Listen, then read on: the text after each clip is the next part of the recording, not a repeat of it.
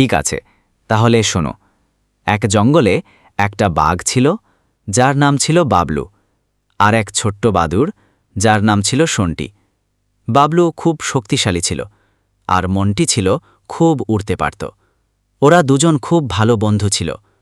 একদিন ওরা দুজন মিলে জঙ্গলে ঘুরতে বেরোল। মন্টি উড়ে উড়ে গাছের ওপর দিয়ে যাচ্ছিল, আর বাবলু নিচে হেঁটে হেঁটে যাচ্ছিল। হঠাৎ মন্টি দেখল একটা পুরনো গাছের কোটরে একটা মধুর চাক। ও বাবলুকে ডেকে বলল, বাবলু, ওখানে অনেক মধু আছে। বাবলু মধু খেতে খুব ভালোবাসত।